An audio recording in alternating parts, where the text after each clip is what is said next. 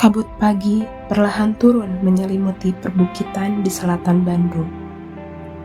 Di kejauhan, hamparan kebun teh tampak seperti lautan hijau yang bergelombang mengikuti kontur pegunungan. Udara di kawasan ini selalu terasa sejuk. Angin yang datang dari pegunungan membawa aroma dedaunan basah dan tanah yang lembab. Di tengah bentang alam yang luas ini, berdiri sebuah rumah tua. Rumah itu tidak mencolok dari kejauhan. Dindingnya sederhana, atapnya memanjang mengikuti bentuk arsitektur kolonial yang dulu banyak dibangun di wilayah perkebunan. Namun, bagi mereka yang mengetahui sejarah tempat ini, rumah tersebut memiliki arti yang sangat penting. Rumah itu pernah menjadi tempat tinggal seorang tokoh yang meninggalkan jejak besar dalam sejarah ilmu pengetahuan di Indonesia. Namanya adalah Karl Albert Rudolf Boska. Bagi sebagian orang, Boska dikenal sebagai pengusaha perkebunan teh. Bagi yang lain, ia dikenal sebagai seorang dermawan yang mendukung pendidikan dan penelitian ilmiah. Namun, kisah tentang Boska tidak hanya berkaitan dengan dunia usaha atau sains, kisahnya juga berkaitan dengan kehidupan masyarakat yang tinggal di sekitar perkebunan Malabar. Kisahnya juga berkaitan dengan sebuah rumah tua yang hingga kini masih berdiri di tengah kebun teh. Rumah yang menjadi saksi bisu perjalanan hidupnya, rumah yang menyimpan berbagai cerita tentang masa lalu. Karl Albert Rudolf Boska lahir di kota Den Haag, Belanda pada tahun 1865. Pada masa itu, Belanda merupakan salah satu negara Eropa yang memiliki pengaruh besar dalam perdagangan internasional.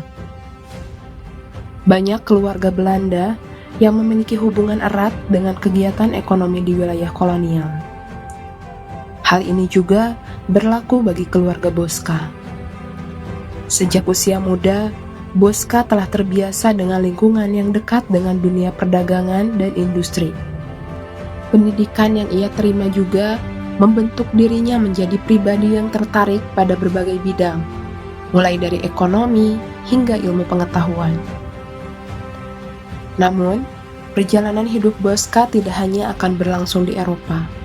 Pada akhir abad ke-19, Hindia Belanda menjadi salah satu wilayah yang sangat penting bagi perekonomian Belanda.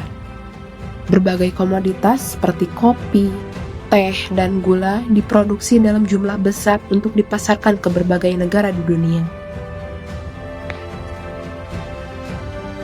Wilayah pegunungan di Jawa Barat dikenal memiliki kondisi alam yang sangat cocok untuk perkebunan teh. Tanah yang subur, curah hujan yang cukup, serta suhu udara yang sejuk menjadikan daerah ini ideal bagi tanaman teh. Tidak mengherankan jika banyak pengusaha Belanda yang tertarik mengembangkan perkebunan di wilayah tersebut. Di antara mereka adalah Karl Albert Rudolf Boska.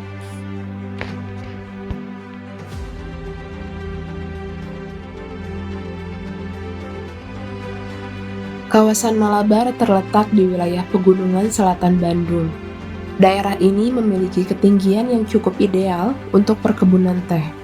Udara yang sejuk, tanah vulkanik yang subur, serta curah hujan yang stabil menjadikan Malabar sebagai lokasi yang sangat cocok untuk budidaya tanaman teh. Pada awal abad ke-20, kawasan ini berkembang menjadi salah satu pusat perkebunan teh terbesar di Jawa Barat. Perbukitan yang luas ditanami barisan tanaman teh yang tertata rapi. Dari kejauhan, kebun-kebun tersebut tampak seperti pola hijau yang membentang mengikuti bentuk alam. Setiap pagi, para pekerja perkebunan berjalan menuju ladang-ladang teh. Mereka memetik daun teh dengan tangan, memasukkannya ke dalam keranjang yang dibawa di punggung, dan hasil panen kemudian dibawa ke pabrik pengolahan yang berada tidak jauh dari perkebunan. Di tengah aktivitas perkebunan inilah, Boska menjalankan sebagian besar kehidupannya. Namun, bagi Boska, perkebunan bukan sekedar tempat produksi. Tempat ini juga menjadi bagian dari komunitas yang lebih luas, Ribuan orang hidup dan bekerja di kawasan perkebunan Malabar. Mereka membangun di kehidupan bersama, membentuk desa-desa kecil di sekitar area perkebunan. Bosca dikenal sebagai sosok yang memiliki perhatian terhadap kehidupan masyarakat di wilayah tersebut. Beberapa sumber sejarah menyebutkan bahwa ia mendukung pembangunan fasilitas pendidikan bagi anak-anak pekerja. Ia juga terlibat dalam berbagai kegiatan sosial yang bertujuan meningkatkan kesejahteraan masyarakat di sekitar perkebunan. Hal-hal inilah yang membuat namanya tidak hanya dikenal sebagai pengusaha perkebunan, tetapi juga sebagai tokoh yang memiliki kepedulian terhadap masyarakat. Namun, warisan terbesar yang ditinggalkan Bosca tidak hanya berada di Malabar. Warisan itu juga berdiri di sebuah kawasan lain di Jawa Barat. Sebuah tempat yang hingga hari ini menjadi pusat penelitian astronomi yang penting di Indonesia. Tempat itu adalah Observatorium Bosca.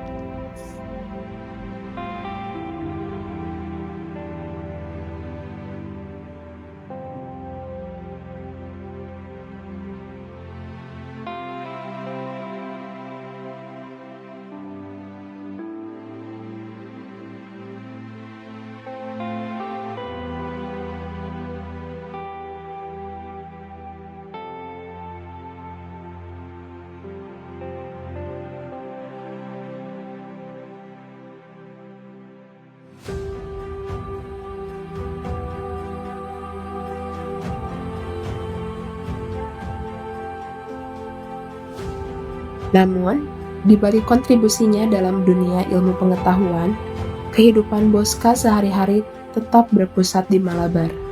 Di tengah perkebunan teh yang luas, berdiri rumah yang menjadi tempat tinggalnya selama bertahun-tahun. Rumah ini tidak hanya berfungsi sebagai tempat tinggal pribadi, rumah tersebut juga menjadi pusat berbagai aktivitas yang berkaitan dengan pengelolaan perkebunan. Di dalam rumah inilah berbagai pertemuan dilakukan.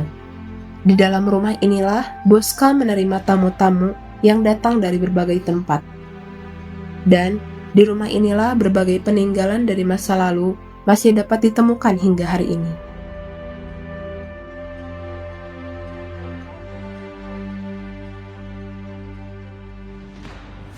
Bangunan rumah Bosca memiliki arsitektur yang khas. Gaya arsitekturnya mencerminkan perpaduan antara desain rumah kolonial Eropa dengan penyesuaian terhadap iklim tropis di Jawa. Dinding bangunan dibuat tebal, jendela-jendela besar dipasang untuk memungkinkan sirkulasi udara yang baik. Atapnya dibuat tinggi agar udara panas dapat naik ke bagian atas ruangan. Rumah ini dibangun di lokasi yang sedikit lebih tinggi dibandingkan area kebun di sekitarnya. Dari halaman depan rumah, hamparan kebun teh dapat terlihat hingga ke kejauhan. Pada pagi hari, kabut sering turun dari lereng pegunungan dan menyelimuti halaman rumah. Sementara pada sore hari, cahaya matahari perlahan tenggelam di balik perbukitan Malabar. Rumah ini tidak hanya menjadi tempat tinggal pribadi bagi Bosca, disinilah berbagai aktivitas yang berkaitan dengan perkebunan sering dilakukan. Para tamu yang datang dari kota Bandung, dari Batavia, bahkan dari Eropa, sering disambut di rumah ini. Bagi banyak orang yang datang ke Malabar pada saat itu, rumah Bosca merupakan pusat kehidupan sosial di kawasan perkebunan.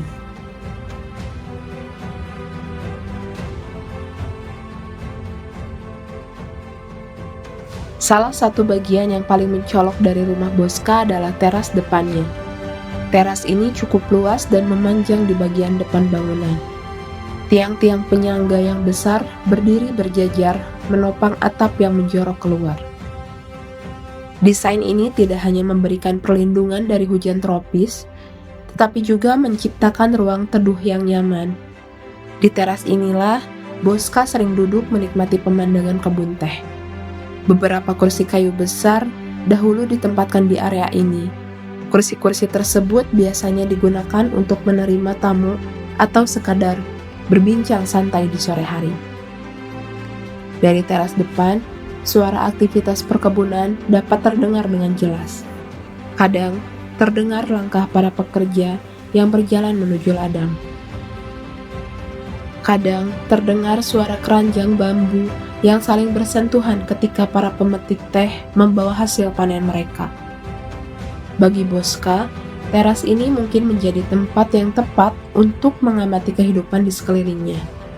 Tempat yang tenang untuk berpikir, tempat untuk melihat bagaimana perkebunan yang ia kelola terus bergerak setiap hari.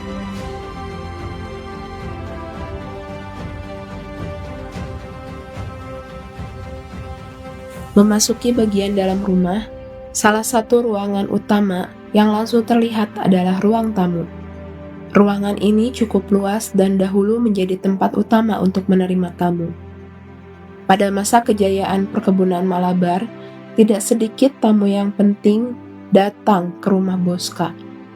Para pengusaha, pejabat kolonial, ilmuwan, hingga tamu dari luar negeri pernah mengunjungi tempat ini. Ruang tamu tersebut biasanya dilengkapi dengan perabot kayu besar yang dibuat dengan gaya Eropa. Meja panjang ditempatkan di tengah ruangan. Beberapa kursi besar dengan sandaran tinggi mengelilingi meja tersebut. Di dinding ruangan pernah dipasang beberapa lukisan dan foto lama yang menggambarkan kehidupan perkebunan serta pemandangan alam Malabar. Lantai kayu yang digunakan di ruangan ini memberikan suasana hangat sekaligus elegan. Ketika seseorang berjalan melintasi ruangan tersebut, suara langkah kaki sering terdengar lembut di atas lantai kayu yang telah berusia puluhan tahun. Ruang tamu ini bukan sekadar tempat berbincang. Di ruangan inilah banyak diskusi penting tentang perkembangan perkebunan Malabar dilakukan.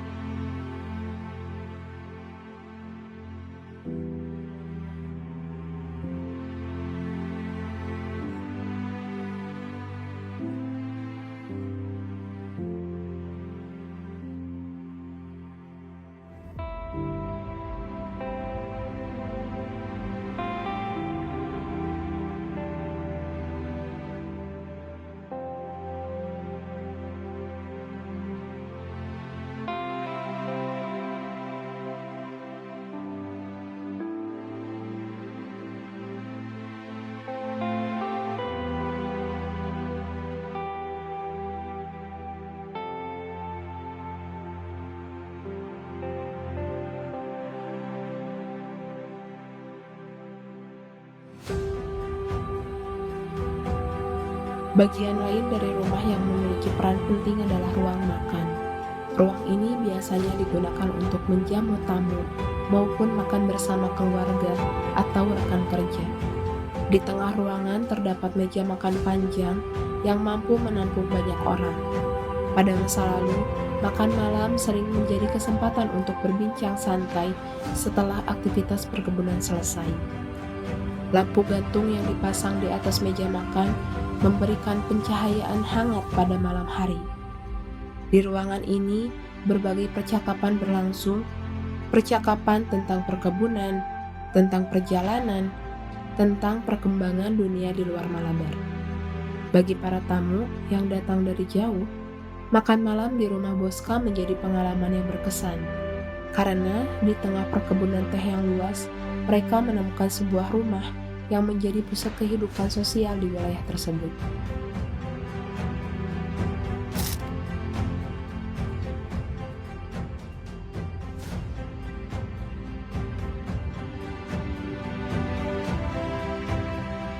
Salah satu bagian rumah Bosca yang paling sering menjadi bahan pembicaraan adalah ruang bawah tanahnya. Ruang ini terletak di bagian bawah bangunan utama. Tangga menuju ruang bawah tanah dibuat dari bahan kayu dan batu. Ketika menuruni tangga tersebut, suasana terasa berbeda dari ruangan lain di rumah. Udara di ruang bawah tanah biasanya lebih dingin. Cahaya yang masuk pun lebih terbatas. Menurut berbagai cerita yang berkembang, ruangan ini dahulu digunakan sebagai tempat hiburan.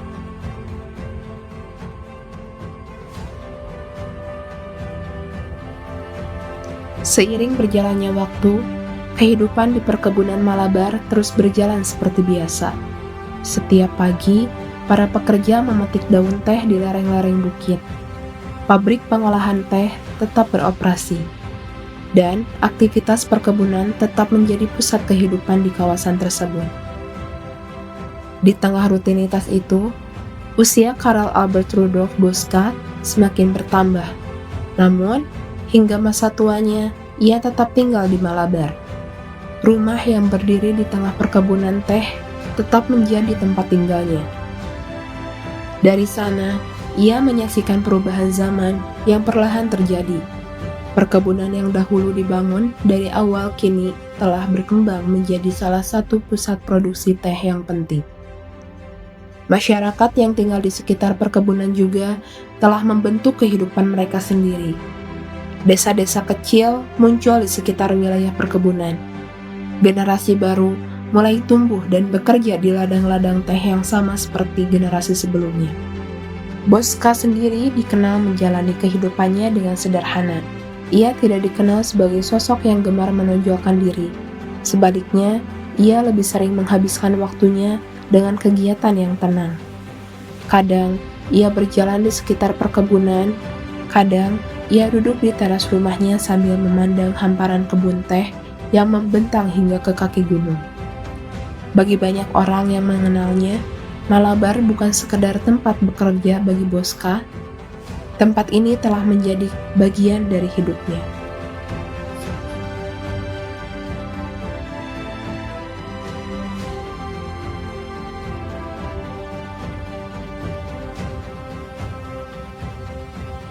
Pada tahun 1928, kehidupan Boska akhirnya mencapai titik akhir. Ia meninggal dunia setelah menjalani kehidupan yang panjang dan penuh kontribusi.